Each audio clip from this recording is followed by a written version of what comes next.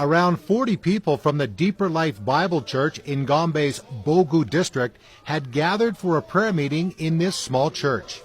Chainman Nagwaba was leading the meeting on the evening of January 5th. We were praying and giving them prayer points.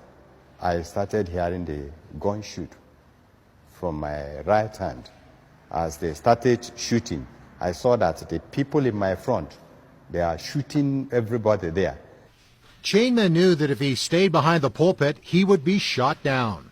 Then I have to dive down on the ground to follow through the door. And as I followed through the door, I discovered they shot me on my stomach here. As I went out and I came out, I saw many people on the ground. I saw my wife. She had already died, carrying her baby of 1 year and 6 months on her hand. As I look at the baby, nothing happened to the baby. Chainman's 10-year-old son Jeremiah was also killed during the brutal attack by the 3 young men from the militant Islamic group Boko Haram that lasted just a few minutes. But that left the inside of the church riddled with bullet holes that were fired through the windows. This is a bullet. You can look at it and open this place. This is a bullet and open this place. And then you see this one is a bullet here. Dried blood in the church tells the story of the atrocities committed that night and the hatred towards Christians. 10 people would lose their lives as a result of the attack.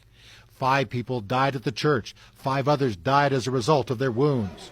Over 20 other people at the prayer meeting were injured, some seriously, including Mijo Yakubu, who was there with his wife and 2 sons. We're about to round up the nation prayer. Then we begin to have a gunshot. It was serious. So me, I was at the front seat. So it took some seconds. I stopped prayer, but I was still standing there. But something comes within me, why are you standing here? So I took a step to run out through the door. It was through the door, the gun got me here. Mijo managed to get outside and run away from the church, where he collapsed.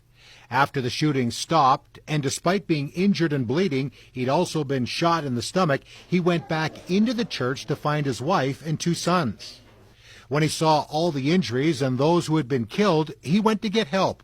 He was told that help was on the way and he should return to the church. They have sent some security men to that place. I should go back. So I began to come back. So when I came in, I just passed to the church. I saw my son already on ground. He has died. So from there I began to shout, begin to cry. Mijo's 24-year-old son Meshach was dead. The events that January night at the Deeper Life Bible Church would leave this young mother a widow. Naomi had stayed home with her infant son Elijah, while her husband Suli had taken his niece and a neighbor's daughter to the prayer meeting. After the shooting rampage at the church, her niece, covered in blood, came to find Naomi and said, "Your baby's father is dead." 22-year-old Ogboizi Amuchi was at the church that evening and witnessed the carnage that would take the life of her father Silas and her 10-year-old brother Gideon. 2 other siblings were also shot but survived. The other boy, that is the youngest one, died on his way to the hospital that same day. But my dad died after 2 days, being Saturday. Then the other 2, the girl was shot at her breast. As in, it's just as if the gun was passing by. But the other boy was shot on both legs. Ogboizi says it hasn't been easy to forgive those who ripped apart her family. As a Christian, you have to do good to those that did evil to you. Although I don't know them, all I know is that their reward is in heaven. In other words, God, not man, will administer the appropriate punishment for those who carried out the killings of her family members and friends. Ogboizi says the attack has had different effects on the people of the church. It made them strong for those that remain, and it made some scared. That was why some have to leave. The hope that I have is that I am very sure they are in a better place. Because for us, it is now left for us to strive to meet them. After all, everyone has to pass through that. Chinyere Okule, whose husband pastors the church that was attacked, was there with her children. Her husband was out of town at a conference. Chinyere suffered a gunshot wound to the head, but survived, but lost many good friends that night. The way I feel is that I was telling God, hence they have come to your church and slap you. The time for you to rise and do something has come.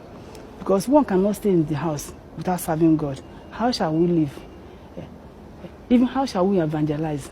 Somebody will even be in this thing has even caused some people not to be attending church activities. Since that time, this thing happened. So this thing has strengthened me. But when I think of these our brethren that died, it is open. But in another way, this is what God will tell me. It is better as they have died in the church of God. And we are praying. They did not die committing sin. That is another area that I will be comforted. Pastor Johnson Jaro had been married to his wife Halima for 25 years. They were sitting on the last row at the church with their 4 children when his wife was hit with a bullet. So I just see bleeding towards the chest. So the next thing that comes to me, even if I carry her to hospital now, no doctor can attend to us. But they would first have to report the attack to the police. But the police were too afraid to immediately respond. So I leave her with the children. The children were just taking care of her. So before I come back, there's a delay when I report the issue to police. The police delay. They cannot come in time. Even when we are coming with them, they are afraid. They don't want to go into the matter so that they will not be after. I tell them that the people that have done this thing, the mastermind that they have run, they are not there. Halima and her 2 sons, who were also shot, along with the other injured, would eventually be taken to the hospital. The boys would survive. Halima would not. Pastor Johnson says he will always remember what his wife said to him just hours before that final prayer. You have to put your trust in God. He said, don't look at men. Trouble will come. Pain will come. Difficulties will come. He said, look up unto God. The pain is still there up to now. The burning is still there. I just managed because of the grace of God that is carrying me through.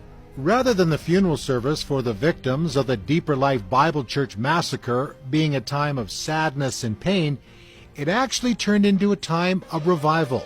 Many came to the Lord during the service, and others rededicated their lives to Jesus Christ. In spite of the ongoing threats of violence by the Boko Haram, who insist that all Christians leave northern Nigeria, many believers here in Gombe City and throughout the state say that's not going to happen. No matter what, they're staying.